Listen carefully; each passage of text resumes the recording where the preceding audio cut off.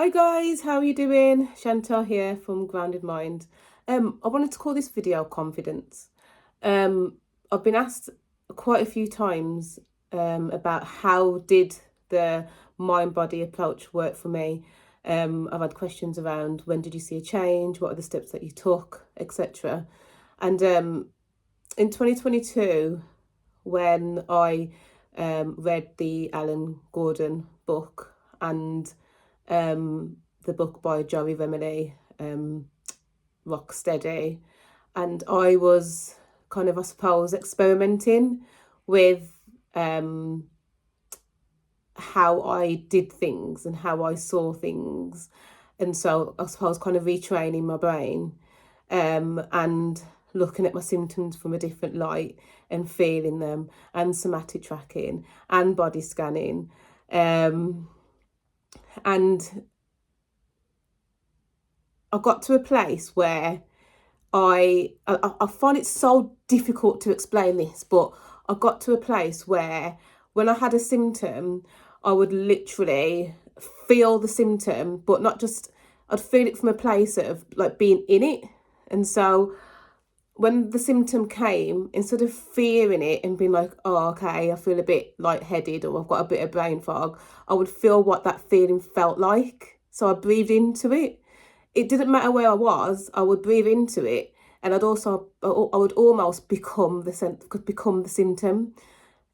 And it sounds really bizarre. I think the only way that you will understand what that feels like is if you've never done anything like this before and you want to understand how to feel symptoms. I just advise doing somatic tracking.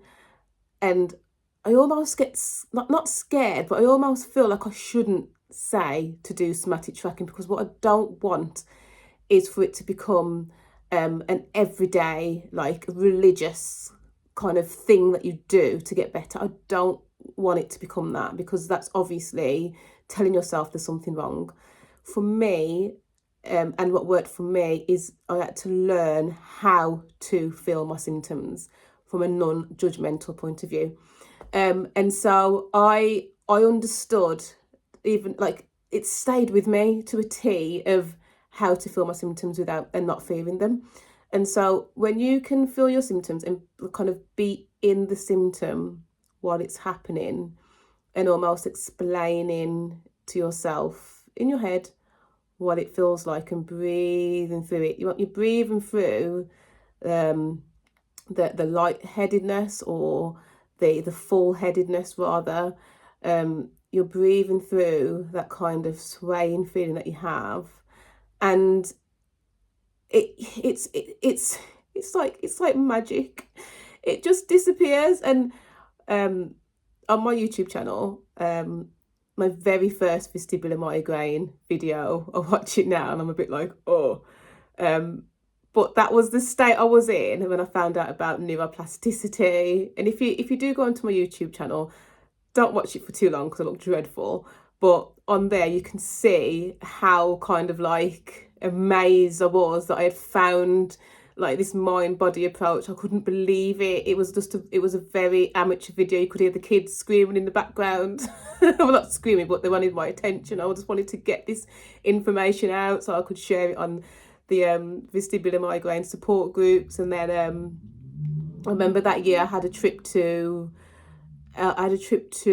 Malaga with work, and it was almost as if these things that used to scare me because of VM, I used them as tasks. I used them as challenges, and with those challenges, I filmed myself in the moment. I did post a video when I was at Birmingham Airport in the vestibular migraine support group, because back then I didn't know anything about Dan, and it was just me like experimenting to get myself better because I wanted to get better.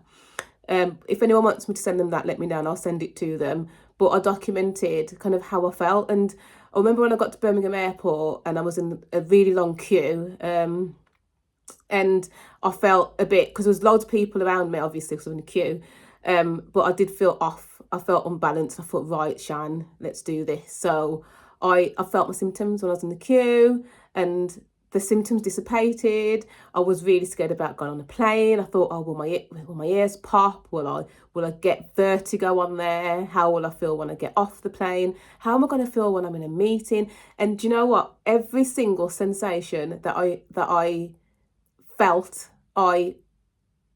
every single symptom that I had, I felt from a non-judgmental point of view. And as the journey went on, I felt normal, but I had to feel it. I had to feel it in the moment. And so yeah, I did that, and the work meeting went great.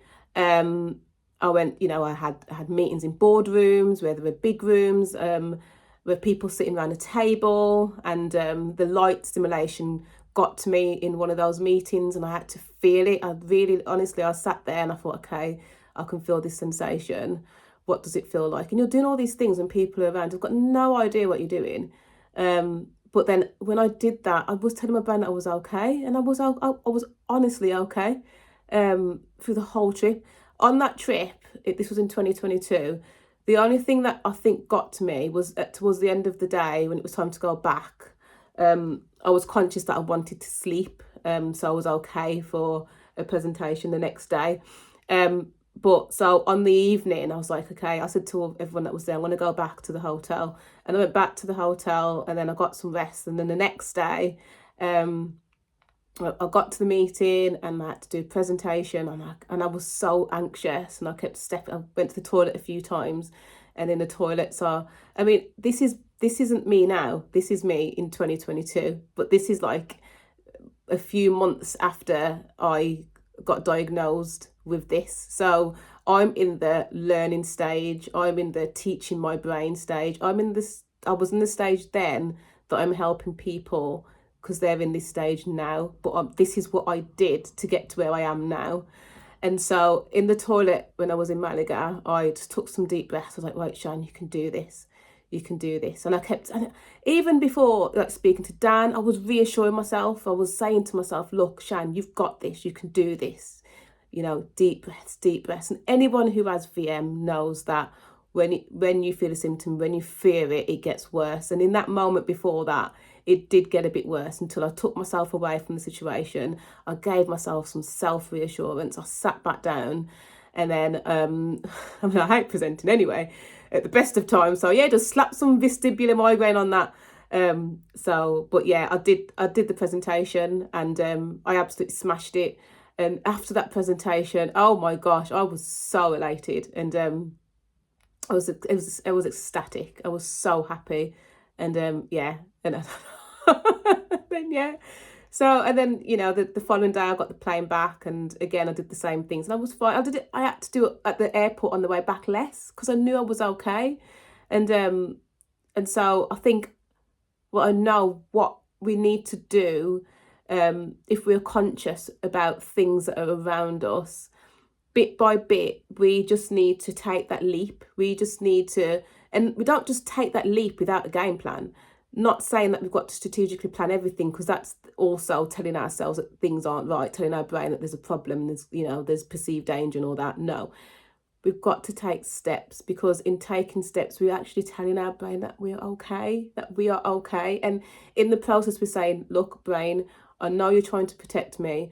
I know that I know that you are fearing. I know that you're trying to protect me from this perceived danger that isn't actually real, and I am okay. I know that you're doing your job. You are doing your job, and thank you very much. But I am okay.